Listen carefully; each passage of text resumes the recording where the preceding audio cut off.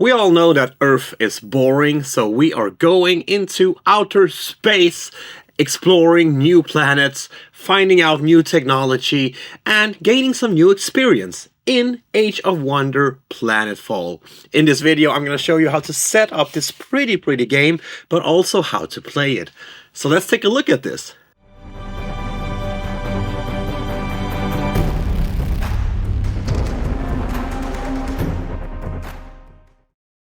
We start with placing out the board, or in this case the playmat, in the center of the table for all players to easy reach. Next we shuffle the gold sheets, and then we draw one at random. And then we put the gold sheet, this one here, next to the board. On this sheet there are 3 end of game goals that you can score extra victory points on. Next we shuffle the 7 planet decks individually, and then we place them out in ascending order from 1 to 7 out on the table. Starting with the youngest player, or in random order, each player picks a commander that they would like to portray as during this game. Once you have chosen your commander and taken the commander sheet, we also need to take some tokens. We need to take 4 of these wooden cubes and a ship. Now these ships actually corresponds to your commander, as you can see in the top right corner. This has no effect to the gameplay, so you can choose another color if you want to. But this here is your faction's ship. We also need to take one of these little victory tokens here, one with the side 50 and one with 100, just in case you reach above 49. Which you probably will, right? Now we need to place out these cubes. We take the first cube and place it on 0 on the victory point track. That's right, 0. No cheating here. The rest of them goes on these 3 tracks down here. We have experience, strength, and energy. And as you can see, some of these are lined out with an underscore. Now we place 1 cube on each of these spots.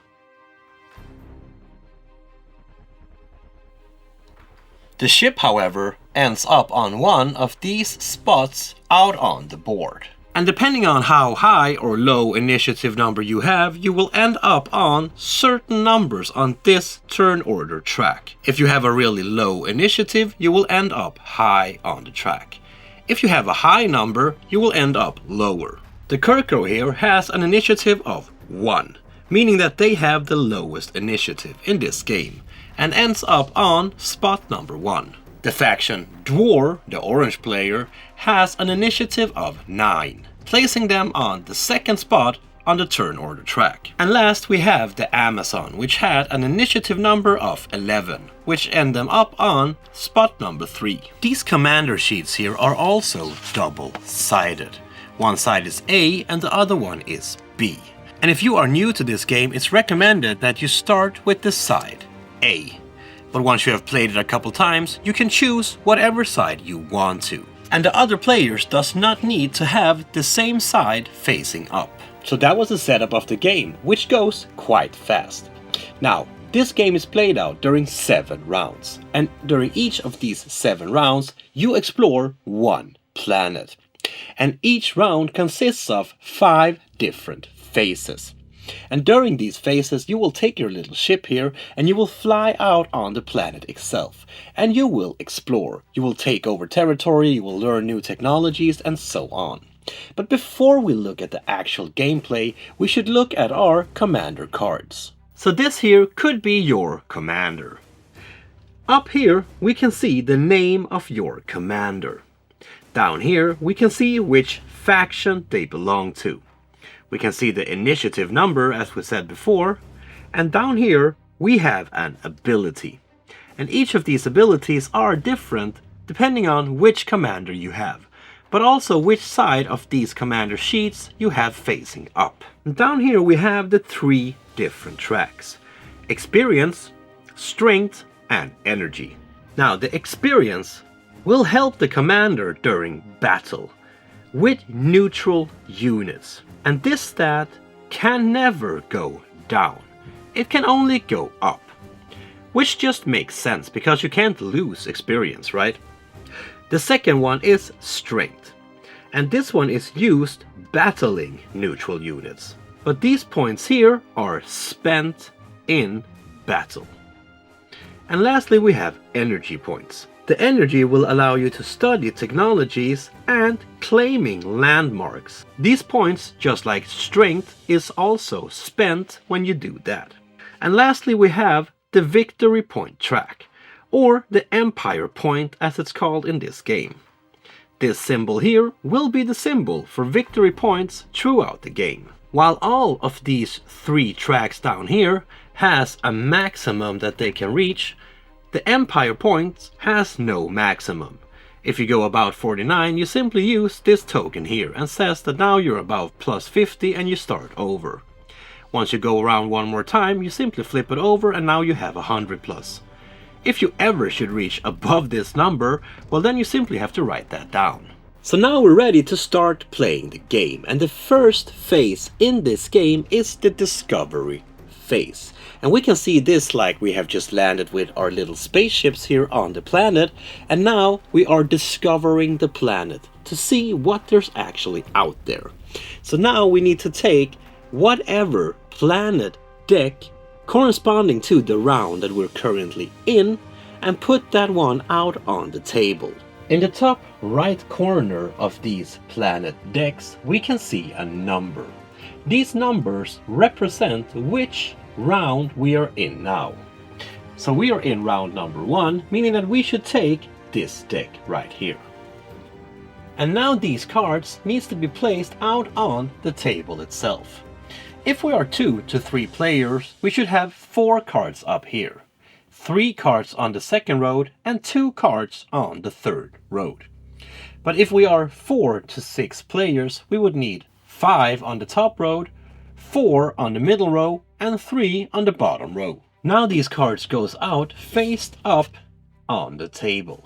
Once we're done, it should look like this. In a 2 to 3 player game, remember? Otherwise we would have needed 1 more. The cards that we did not use goes back into the box. So that was the first step, to simply discover the planet and place out the cards on the table. The second step is the income phase. Now, in the first round, you would of course not do this because you don't have any income yet. But if it's not your first round, we would do this now. And we will do this in 3 steps. Now, the first step would be to gain income from an annexed sector, if you have one, because these are cards that you have explored and taken over during previous rounds. And instead of just emptying this card right away, you have chosen to turn it upside down. And now we have a field up here. Here you can see some symbols. These 2 symbols here means that now you are producing energy at this step during each round. Meaning that you will gain the number of energy stated up here during phase 2 in each round. And then you would simply raise your energy with the same amount as the card says. We will also need to resolve any technology cards that would give you some kind of income during the income phase. And again, simply raise your income with the same amount. But we will also need to resolve abilities of your commander that is resolved during the income phase. For example, in Aaron's case here, he has an ability that says that he can take the restrain token and place it out on any card on the current planet, and the other players cannot claim it. But on the other hand, Aaron's ship will always be last in the turn order track. So that was phase number 2, and now we enter phase number 3. This is the exploration phase, and this is where we get to go out on the planet itself and actually take a look at it. So now, in turn order, according to the turn order track, we get to take our little spaceship and place it out on one of the planets or one of the operation sites. Now, once all of the players have chosen a spot and placed out their ships, we are ready to resolve the corresponding actions of those spots. So once we have placed out our little ships on the site that we would like to explore, we now need to resolve it. And we will do this from top to bottom, going from left to right out on the sites themselves. Once you have resolved your cards, you will take your little token and place it on the topmost spot on the turn order track, meaning that the ones that take the level 1 cards will become the starting players in the future rounds. And you may not take a card that is already occupied by another player. You can only be alone on each card. And I will show you more about that now that we take a look at the different cards and what they actually do. If we start by looking in the top left corner of these sites, we can see some different symbols. These are the cards' different types. And there are 5 different types in this game. The first one we're going to look at is to fight a unit. So on these cards, we can in the top middle see the name of the site. In this case, this is a trooper. We can see which planet number they refer to. And here we can see the cost of this card. And this is the cost that needs to be paid to be able to visit this site. Down here we can see diplomacy. And this is optional, and all cards does not have this. Down here we have the reward if you manage to defeat this unit. So the first thing we need to do is to spend. And we need to spend as many strength points as listed on this card. Now, this cost depends on which level this card is on. This specific card here is on level 3, meaning that we should look at the bottom row of this cost. But if we would have been on level 1, we would of course looked at the top. And first we need to compare our commander's units with this unit's experience. This unit has an experience of 2. If you have a fewer level than this unit, you need to spend 1 strength for each experience point that you are short. But as I said, you can also choose diplomacy if you want to. But in that case, your commander's experience cannot be lower than the required unit's experience, meaning that you cannot compensate your lack of experience with strength. But if you have the same or higher amount of experience, well then you can choose diplomacy instead. And once you have defeated this unit or use diplomacy, well you will get the rewards in the bottom. You will get 4 victory points, 2 energy or 2 strength, and 1 experience. So in this case here, for example, Yukus have 1 experience. But this here is a level 3 trooper and they have 2 experience, meaning that Yuku cannot choose diplomacy. He will need to use force to be able to take over this unit. And since they have an experience of 2, and he has an experience of 1, he will need to spend 2 strength, as he is 1 experience lower. But he can do that with ease, and then take over the unit. Next one we're gonna look at are landmarks. That has this symbol here. Now you have discovered some kind of ancient site. Congratulations! Some of these landmarks can be taken over in 2 different ways.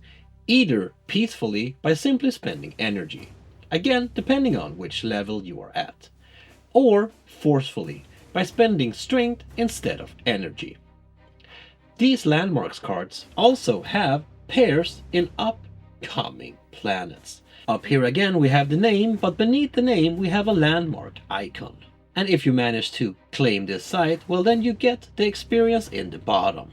But if you manage to make pairs, you can actually get more. Let's say that you manage to take over this institute in round 1. And in round 3, you find the matching pair. Well now you will actually get a victory point bonus, because you will get the extra victory points in the right side of the bottom of these 2 cards. If you manage to find a 3rd card, however, you will not get the bonus as they are not paired together. But if you find the 4th matching pair to this card, you would get the new bonus for those 2 cards instead. Next we have pickup. Here again, you pay a certain amount of energy depending on which level the card is at.